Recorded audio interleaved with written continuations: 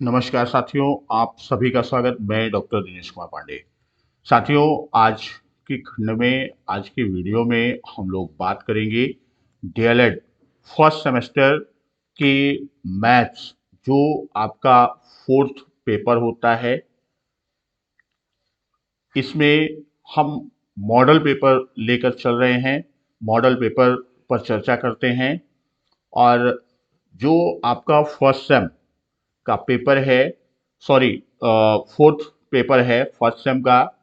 तो fourth paper जो आपका है ये 25 अंक का होता है। यहाँ पर कुल समय आपको 1 घंटे का समय होता है।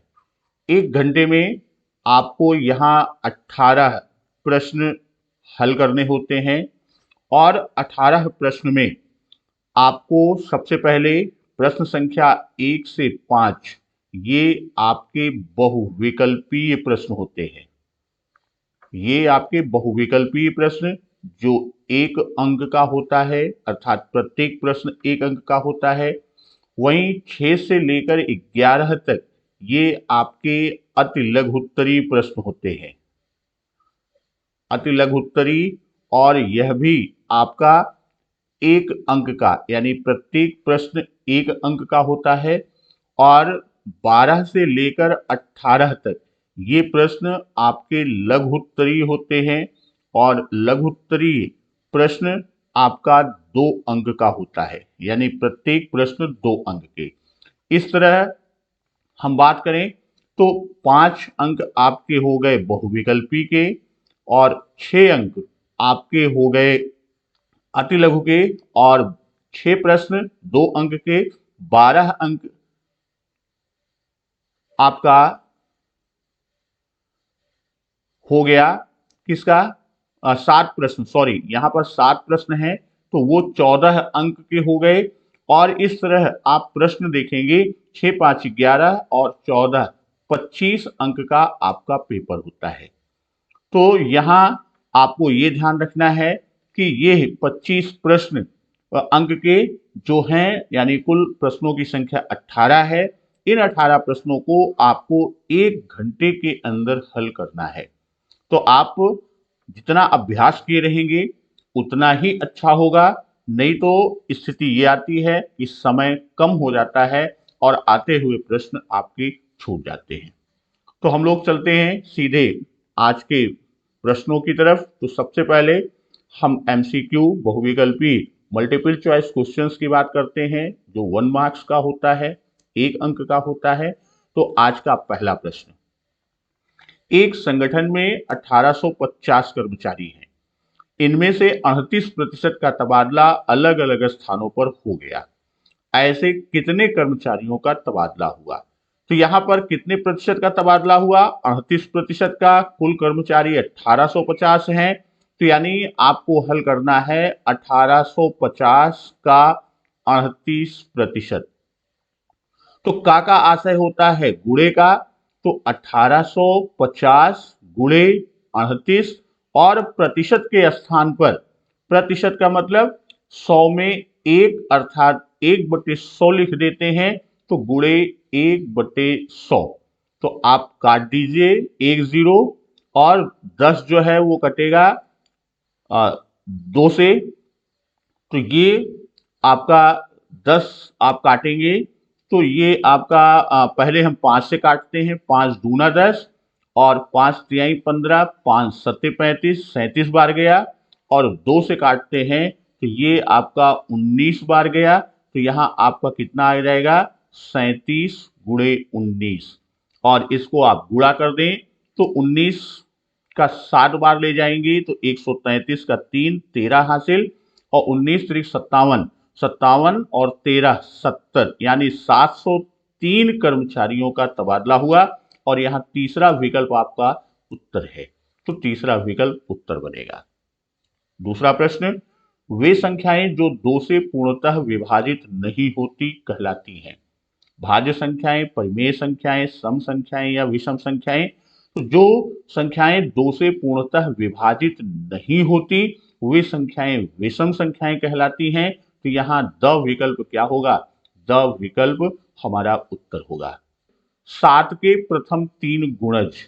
अब यहां पर गुणज कहें या इसी को हम आप अपवर्त्य भी कहते हैं। तो गुणज का आशय है कि जब किसी संख्या में हम गिनती वाली संख्याएं अर्थात प्राकृतिक संख्याओं से गुणा करते हैं, प्राकृतिक संख्याओं से गुणा करते हैं, यानी प्राकृतिक संख्याओं से गुणा करने पर हमको क्या मिलता है, हमें गुणज या अपवर्त्य प्राप्त होते हैं। तो अब 7 का एक प्राकृतिक संख्या 1 से शुरू होती है, 7 एकम 7, 7 का 2 बार ले जाएंगे, 7 दूनी 14, 7 का 3 बार ले जाएंगे, 7 त्रिक 21 और 3 प्रथम संख्याएं पूछा है, तो 7, 14 और 21 यानी पहला विकल्प क्या होगा, पहला विकल्प हमारा उत्तर होगा। चौथा प्रश्न, इस प्रश्न को हल करना है, इसका मान बताना है। तो 7x minus with in bracket 3x minus 3, तो हम जानते हैं कि ब्रेकेट के बाहर अगर माइनस है तो ब्रेकेट के अंदर के सारे चिन्ह परिवर्तित हो जाते हैं। तो ये हो जाएगा 7x माइनस 3x प्लस 3, तो 7x में से 3x चला जाएगा तो 4x धन 3, तो जो 4x धन 3 तीसरा विकल्प, ये हमारा उत्तर होगा। पांचवा प्रश्न, 99 की पूर्ववर्ती संख्या। हम जानते हैं कि किसी संख्या की जब हमें पूर्ववर्ती संख्या ज्ञात करनी होती है तो हम क्या करते हैं, उनमें एक घटाकर प्राप्त करते हैं। तो 99 की पूर्ववर्ती, तो 99 की पूर्ववर्ती संख्या कौन सी होगी, 99 ऋण 1 बराबर 98। अब कह रहा है 99 की पूर्ववर्ती यानी 98 की पूर्ववर्ती पूछ रहा है, तो 98 की पूर्ववर्ती संख्या हमको ज्ञात करना होगा। तो हम 98 ऋण 1 बराबर 97, यानी 99 की पूर्ववर्ती संख्या कौन सी है, 97। तो यहाँ चौथा विकल्प 97 है और यही क्या होगा हमारा आंसर। तो 5 प्रश्न आपके एमसीक्यू के आएंगे, मल्टीपल चॉइस क्वेश्चन या बहुविकल्पी। उसके बाद आपका अति लघुत्तरी प्रश्न शुरू होगा। तो अति लघुत्तरी शॉर्ट आंसर की बात करेंगे, ये भी 1 मार्क का होगा। अब इसका प्रश्न देखते हैं। छठा प्रश्न, 3 संख्याएं 1:2:3 के अनुपात में हैं, यदि उनका महत्तम समापवर्तक 12 है तो ये संख्याएं, तो हम मान लेते हैं कि माना संख्याएं क्या हैं, x, 2x और 3x। तो हम ये जानते हैं कि x, 2x और 3x का मासा जो है का मासा की बात हम करते हैं, तो मासा बराबर क्या हो जाएगा, इसका मासा x है और x मासा दिया गया है x बराबर 12। तो हमारी जो संख्याएं होंगी x बराबर 12, 2x बराबर 24 और 3x बराबर 36। 12 गुणे 1, 12 गुणे 2, 12 गुणे 3, तो इनकी संख्याएं क्या होंगी, 12, 24 और 36 होंगी। प्रश्न संख्या 7, समीकरण का मान होगा, यहां पे आपसे पूछा है कि इसको आप हल कर लेंगे। 7x प्लस 5 बराबर 5x प्लस 11, 5x को बाईं ओर पक्षांतरित कर दें और 5 को दाईं ओर, तो अब ये हो जाएगा 7x। यहां हमने आपको बताया था कि जब धन दूसरी तरफ पक्षांतरित करते हैं तो ऋण, ऋण को दूसरी तरफ पक्षांतरित करते हैं तो धन, गुणे को दूसरी तरफ पक्षांतरित करते हैं तो भाग, और भाग को दूसरी तरफ पक्षांतरित करते हैं तो वह गुणे में परिवर्तित यानी अपने विलोम चिन्ह में परिवर्तित हो जाता है। तो यहाँ प्लस 5x है, तो ये हो जाएगा माइनस 5x बराबर 11 माइनस 5। तो ये आपका 7x में से 5x चला जाएगा, तो 2x बराबर 11 में से 5 गए 6, तो x का मान कितना आएगा, x का मान 3 आएगा और यही आपका आंसर होगा। 8वां प्रश्न, संख्याओं 56, 70 और 84 का लघुत्तम समापवर्ग ज्ञात कीजिए। तो 56, 74, 70 और 84 तीन संख्याएं हैं, तो महत्तम लघुत्तम ज्ञात लासा ज्ञात करने के लिए हम तीनों संख्याओं को क्रम से लिख लेते हैं, 56, 70 और 84। हम इनके क्या करते हैं, इनके अभाज्य गुणनखंड निकालते हैं। तो सबसे पहले 2 से करते हैं, तो 2 का 2 बार गया, फिर 8 बार, फिर यहां पर आप देखेंगे तो 2 का 3 बार जाएगा, और फिर 5 बार 35 आया, फिर यहां पर आपका कितना 42। फिर 2 से हम करते हैं, तो 2 एक कम 2, 2 चौक 8, 14 आया, 35 का 35 नहीं जाएगा, उतार लेंगे, और ये 21। अब ये 7 से जाएगा, 7 दूनी 14, 7 पचे 35 और 7 तरीक 21। तो इस तरह लासा बराबर हम इसका लघुत्तम समापवर्त निकालेंगे, तो जितने अभाज्य गुणनखंड हैं इनका हम गुणा कर देंगे और गुणनफल लासा होगा। तो 2 गुणे 2 गुणे 7 गुणे 2 गुणे 5 गुणे 3। अब इसका आप गुणा करेंगे, तो 2 का 2 से करेंगे 4, 4 सत्ते 28, दूना 56 और पांतियाई 15। तो 56 में आप 15 से गुणा करेंगे, 15 छक्का 90 और 15 पचे 75 और 9 75 9 84 840, अर्थात इन संख्याओं का लासा कितना आएगा, 840 आएगा। 9वां प्रश्न, कोण कितने प्रकार के होते हैं? तो कोण आपके जो प्रमुख प्रकार हैं हम उनकी चर्चा कर देते हैं। न्यून कोण, न्यून कोण किसे कहते हैं? न्यून कोण वह कोण होता है जो शून्य से, इसको आप शब्दावली में लिखेंगे, शून्य से बड़ा किंतु 90 अंश से छोटा। अब 90 अंश से छोटा कहें या 90 अंश को हम क्या कहते हैं, इसे समकोण भी कहते हैं। फिर न्यून कोण के बाद आपका अगला कोण आता है समकोण। समकोण 90 अंश के कोण को समकोण कहते हैं। फिर आपका आता है अधिक कोण। अधिक कोण किसे कहते हैं? जो कोण 90 अंश से बड़ा हो, 90 अंश से बड़ा किंतु 180 अंश से छोटा हो। अब यहां पर जान लीजिए 180 अंश को हम ऋजु कोण भी कहते हैं। तो अगला कोण हमारा क्या है? अगला कोण हमारा ऋजु कोण। ऋजु कोण क्या है? 180 अंश के कोण को ऋजु कोण कहते हैं। इसको आप शब्दावली में लिख लेंगे। उसके बाद आपका आता है वृहत कोण। तो वृहत कोण क्या है? जो ऋजु कोण से बड़ा अर्थात 180 अंश से बड़ा हो और 360 अंश से छोटा हो, वह कोण वृहत कोण कहलाता है। तो कोण के प्रकार हो गए। अगला प्रश्न 10वां, एक वर्ग की भुजा 6 मीटर है, तो इसका विकर्ण होगा।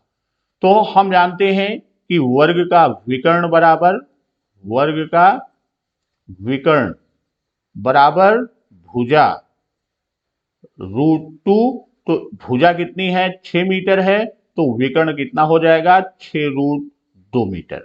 ये आपका उत्तर होगा। 11वां प्रश्न, अति लघुत्तरी का अंतिम प्रश्न, 4 अंकों की बड़ी से बड़ी संख्या की अनुवर्ती संख्या लिखिए।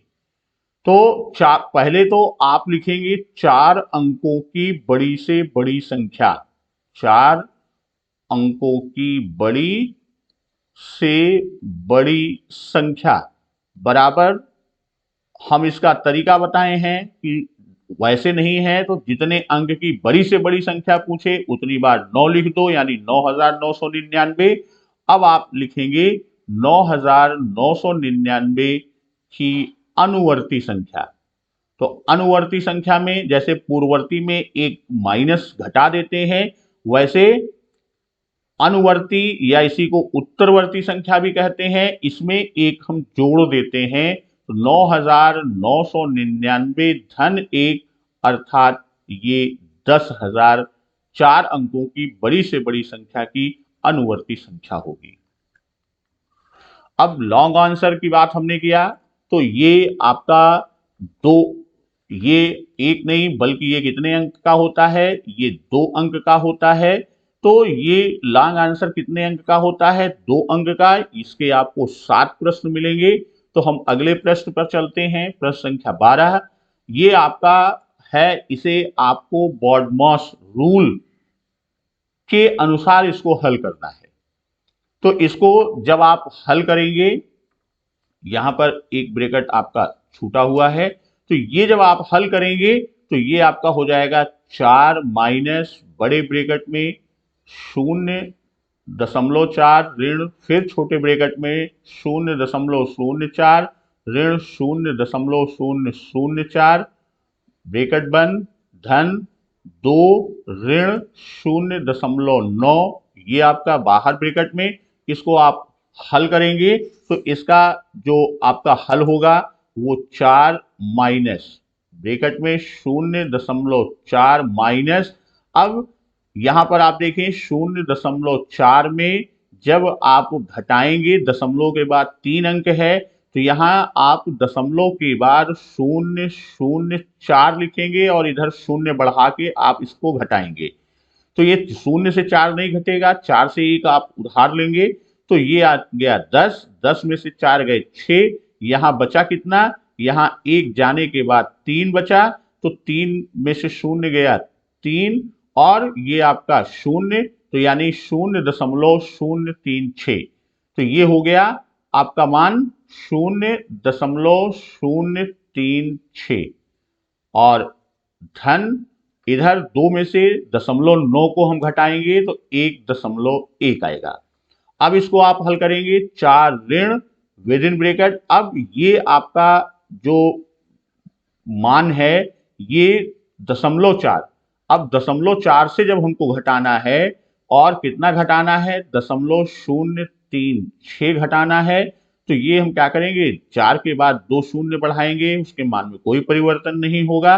तो अब यहां से उधार लिया 10, यहां 10 से उधार लिया, ये 10 हुआ, तो 10 में से 6 गए 4, और यहां बचा 9, 9 में से 3 गए 6, और यहां 3 बचा, तो 0.0364, तो ये आ जाएगा 0.364 और प्लस 1.1, तो ये आपका 1.1 और 4 जुड़ जाएगा, तो 5.1 ऋण 0.364, ये आपका मान आएगा। और इसको आप घटाएंगे तो पुनः मौखिक न कर पाए तो आप बिल्कुल इसी तरह बगल हाशिए पर कॉपी में ऐसे लिख के यहाँ पे आप लिख दीजिए रफ वर्क, या हिंदी में लिख दीजिए रफ कार्य, और बाद में उसको ऐसे काट दीजिएगा। तो आप इसी तरह रफ वर्क कर लीजिए। नहीं अगर उस तरह से करते हैं तो 0.364 घटाना है। तो अब यहां 10 में से 4 गए 6, 9 में से 6 गए 3, यहां 2 ही शून्य बढ़ेगा, यहां बचा आपका शून्य, तो यहां से आप लेंगे तो ये हो जाएगा 10, 10 में से 3 गए 7, और दशमलव, और यहां बचा कितना 4, तो 4.736, तो आपका उत्तर आएगा 4.736, ये आपका उत्तर होगा।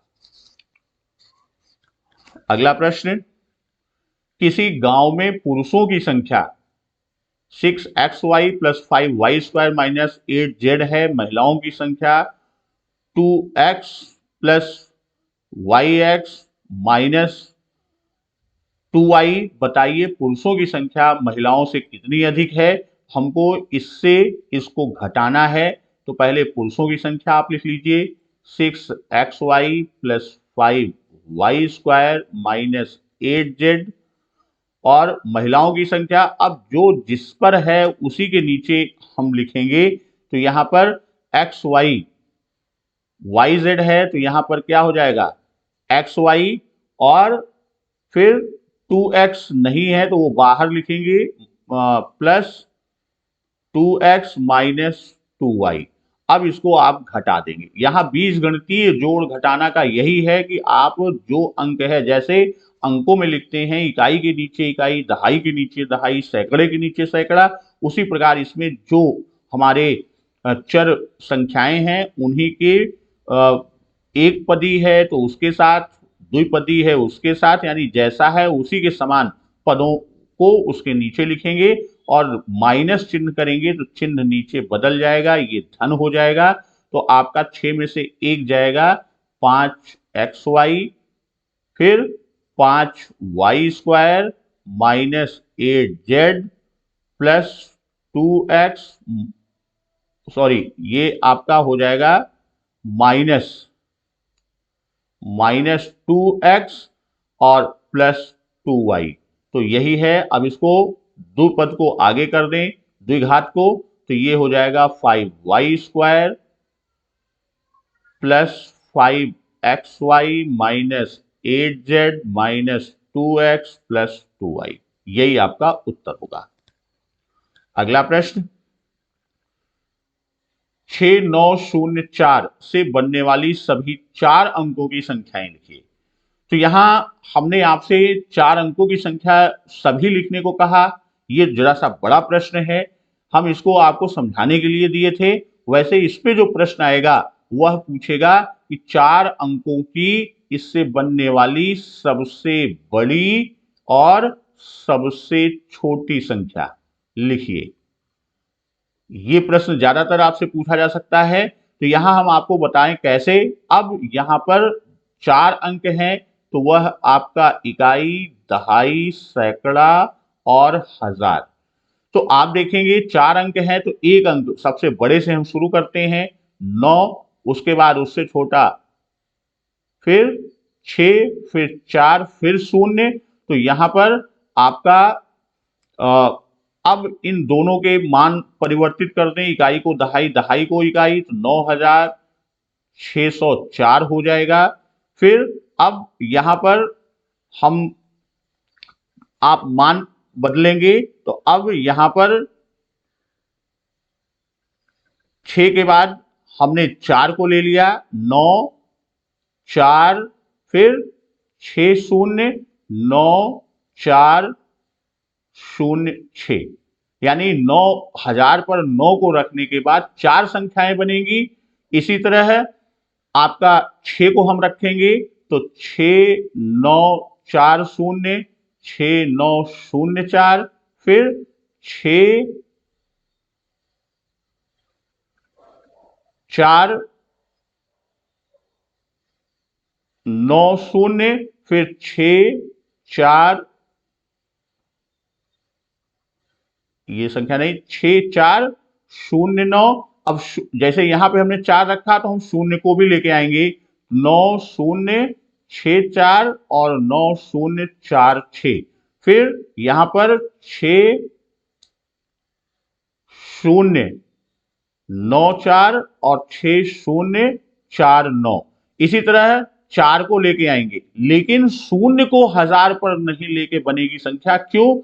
क्योंकि 0 को रखेंगे तो वह 3 अंक की हो जाएगी। जैसे 0 9 6 4 हम करेंगे तो ये 964 बनेगी। बाएं हाथ 0 कितना भी लिखे मान में कोई परिवर्तन नहीं होता, तो इसलिए यहां पर 3 प्रकार की संख्याएं 1000 में बनेगी। तो अब यहां पर 4 हो जाएगा, 4 9 6 0, और फिर उसी क्रम में हम नीचे तक बनाएंगे ये। अब यहां पर प्रश्न बनता है कि सबसे बड़ी और सबसे छोटी संख्या जब वो पूछता है तो सबसे बड़ी संख्या लिखने के लिए हम क्या करेंगे?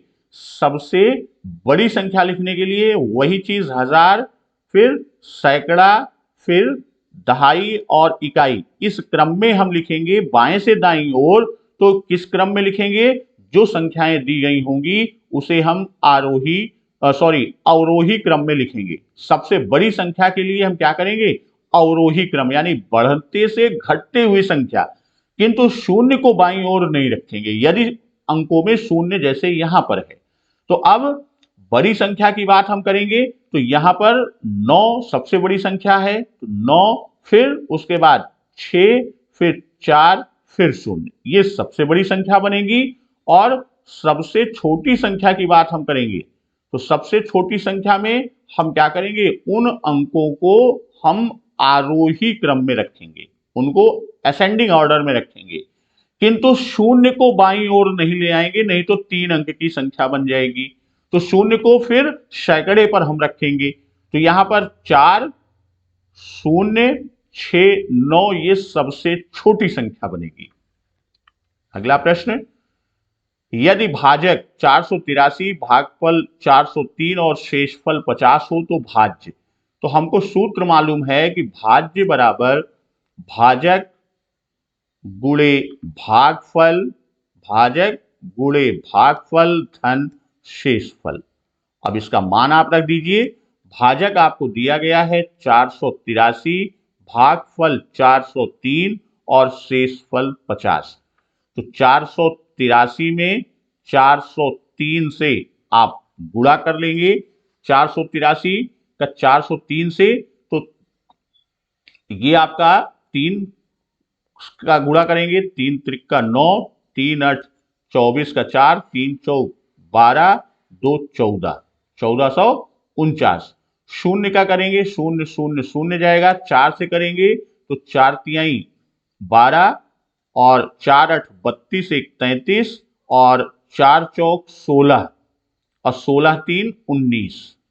तो आप इसको जोड़ दीजिए, 9 4 4 2 6 3 9 1।